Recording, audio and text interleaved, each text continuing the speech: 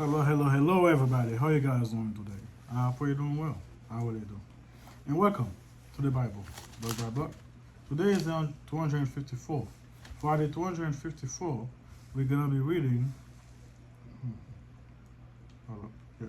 For the 254, we're going to be reading Numbers 13. That is Spies sent into Canaha. Spies sent into Canaha. Number 13.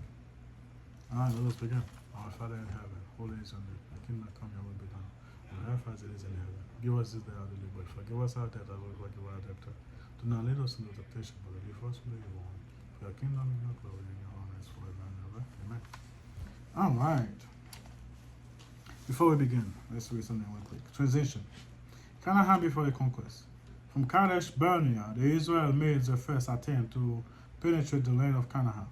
Before the arrival of the Israelites, Canaha was divided between dozens of small, relatively independent city-states, each with its own king. After the conquest of the Egyptian pharaoh Thutmose I, these Canaanite city-states were officially province of Egypt. But as letters from Palestine to Pharaoh Akhenaten show, Egyptian control was not always very firm. Many of the Canaanite people were of Amorite descent, like the Israelites themselves, but later migrations have brought other ethnic groups into the land. Thus, the Bible frequently lists of the people to be conquered: Hittite, Hivite, Horite, Jebusite, and Girgashite, Perizzite, etc. reflect a genuine ethnic mix. Nevertheless, the Bible often uses the term Amorite or sometimes Canaanite in general way to refer to all or any of the people, nations, or tribes living in Palestine. The city-state within Canaanite were established and comparatively strong, while those to the east of the Jordan River were newer and weaker. Thus, it makes sense that Israel established its control first in the east. Alright, let us read.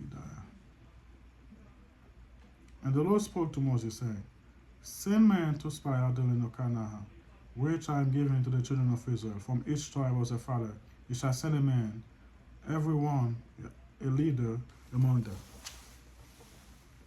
So Moses sent from them in the wilderness of Paran according to the command of the Lord, all of them men who were head of the citizens of Israel. Now this was a name: from the tribe of Reuben, Shema the son of Zuccur; from the tribe of Simeon, Sapphira the son of Ori; from the tribe of Judah, Caleb the son of Jephunneh; from the tribe of Issachar, Igal the son of Joseph; from the tribe of Ephraim, Asaiah the son of Nun; from the tribe of Benjamin, Min, Palti the son of Raphaim; and from the tribe of Zebulun, Gadiel the son of Sodium; from the tribe of Joseph, that is, from the tribe of Manasseh, Gadi the son of Sushi; and from the tribe of Dan, Amiel the son of Galil; from the tribe of Asher, Sethlehem the son of Mathkiel; from the tribe of Naphtali, Nahabit the son of Rosfi; from the tribe of Gad, Goel the son of Mashi. They are the name of the men whom Moses sent to spy out the land. Moses called Hosea the son of Nun, Joshua. Then Moses sent them to spy out on the land of Canaha, and said to them, Go up this way into the south, and go up to the mountain, and see what the land is like, whether the people who dwell in it are strong or weak, few or many, whether the land that they dwell in is good or bad, whether the city they inhabit are like camps or stronghold, whether the land is rich or poor, and whether there are forests there or not. Be of good courage, and bring some of the fruit of the good land. Now the time was in the season of the first whipped grapes. So they went up and spied out the land from the wilderness of Zin as far as Rehoboth, near the entrance of Hamath. And they went up to the south and came to Abraham, Shechem, and Talmai, the descendant of Anak, were there. Now Abraham was built 7 years before his own in Egypt. Then they came to the valley of Eshcol, and there cut down a branch with a cluster of grapes. They carried it to between two of them on a pole. They also bought some of the pomegranate and fig. The place was called the Valley of Eshcol, because the cluster which the men of Israel cut down there, and they returned from spying out of the land of after 40 days. Now they departed and came back to Moses and Aaron and all the congregation of the children of Israel in the wilderness of Paran, the Kadesh, And they brought back the word to them, and they all in the congregation and showed them the fruit of the land. Before I keep going, I'm gonna do some quick reading about something real quick. Seeing beyond the hurdle. Humanity has never accumulated as much knowledge as today. In the information age, yes, possessing the fact does not always lead to understanding them. True. Wisdom requires vision. Apparently, only 2 of the men sent to spy in Canaha possessed vision. The rest were overwhelmed by the challenge of conquering the land. The term spy is misleading. The 12 tribe representatives who scouted the land were not engaged in espionage. They were exploring and surveyor. The detailed work became the basis of the land distribution 40 years later. Although these men are skilled to assess the land, most lack the vision and courage to take hold of it. Despite God's repeated promise to help his people drive out the Canaanite, most lost trust in the Lord. They also lost faith in themselves, scorning the Israelites as grasshopper next to the Canaanite giant. 12 experts examined the same data, but 2 reached a unique conclusion. All 12 spies saw the land flowing with milk and honey. All 12 noted the powerful force that had been to overcome to take the possession of the land. 10 could not see past through those obstacles. 2 did. They looked to God more powerful than all the Canaanite put together. They trusted that God will pledge to give the land to his people. Having the greatest vision made all the difference. Today, we have no lack of data, but we must choose between interpreting what we see according to our own human limitation or defending to God's promise and power. If we allow ourselves the vision to see beyond the hurdles to God's revealed plan, we will see the finish line ahead. But without vision, we doom ourselves to endless wandering. God, forgive me, Lord. You give me a plan. You give me a plan. And now I forgive me for questioning. You know, as I keep telling you guys that every time I read this, I keep thinking of myself. Lately, God been giving me a vision about something. I know what I'm talking about is personal, but God been giving me a vision about something, and I was telling my wife. I'm surprised she's on my side on it. Not on my side, on God's side on it. She told me, I'm not on your side, I'm on God's side. So anyway, she's on God's side on it, and wants to keep going on the plan I want. For some reason, I keep doubting, I keep thinking, am I making the wrong decision? Am I saying God said that when he doesn't really do, or, all this type of stuff. So, yeah, I know the feeling. When God already tell you what to do and then you questioning it, and he said, no, we can't do this and this and that. Like I said, reading about them now, every time, I just see myself now. God, I'm sorry.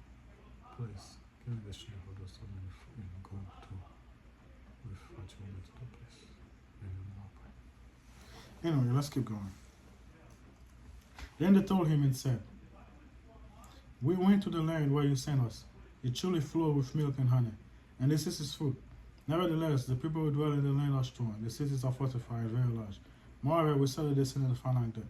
The Amalekite dwell in the land of south, and the Hittite and the Jerusalem and Amorite dwell in the mountain, and the Canaha dwell by the sea and along the Jordan. And Caleb quieted the people before. I'm missing something.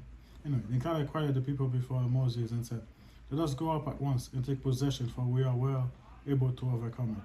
But the men who had gone up with him said, we are not able to go up against the people, for they are stronger than we.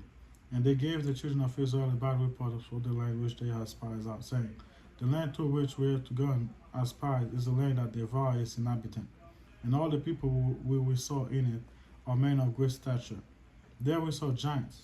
The descendants of Anak came from the giant, and we were like grasshoppers in our own sight, and so we were in their sight. Saying the word giants, yeah. Even scientifically speaking, even right now, science are discovering giants. A lot of them. You don't believe me? Go look it up. Anyway, let's read something. We're done right now, biblically speaking, but let's do a little reading. Long gone but never forgotten, the Nephilim. When the Israelites scoured encountered the inhabitants of the land of Canaha, they reported that they had come across giants In the Hebrew language, they refer to those giants as the Nephilim, the descendant of the people who had lived before the flood of Noah. What frightening the spy was the immense size of the enemies.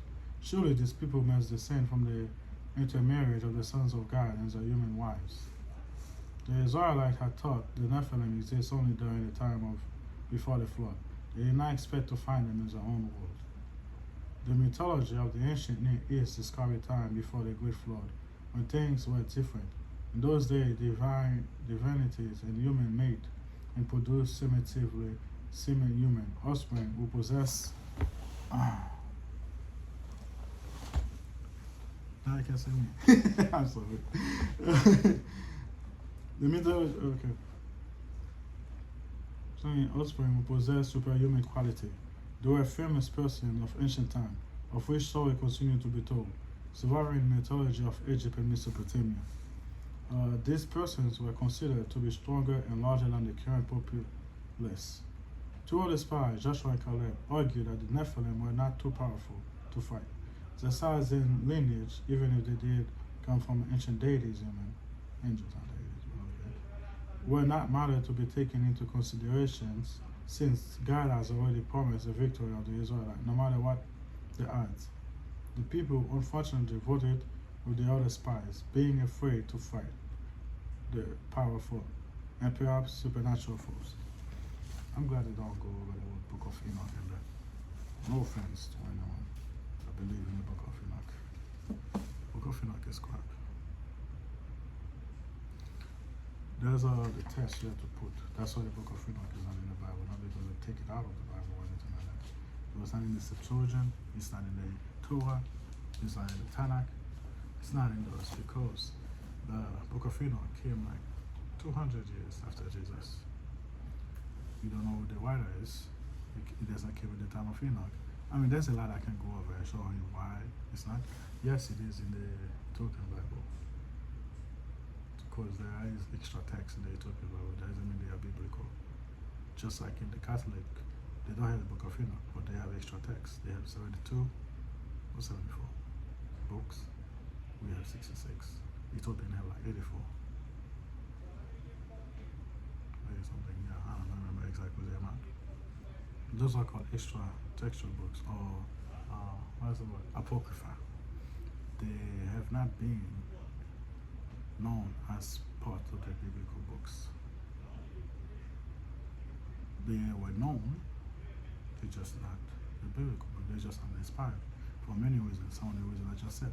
They don't really know what the writer is. That's why the Book of Hebrew, for the longest, it wasn't part of the Bible, really, or the New Testament, because they was having a hard time finding who the writer was. That's why there was a big debate about it. You can look it up. It was one of my favorite books of the New Testament. It almost wasn't in the Bible. So they have to know who the writer is. If does it come in the same century as the writer is supposed to be? Can it be testified by others? Like, there has to be tests for them, and they fell off. That's why those books called Apocrypha is not in the Bible, not because they're taken out of the Bible. It's because it was not really part of the Bible, and they failed all those tests. Okay? So for my friend, and anybody here that might think the Book of Enoch was taken out of the Bible, no, it was never in the Bible in the first place. There are extra texts. If you want to read them, that's on you. But don't take them as authoritative, okay? Anyway, I'm glad they don't mention it in this book. I'm surprised they didn't. But anyway, pray for me, I'll pray for you guys. I'll see you guys next time. Bye.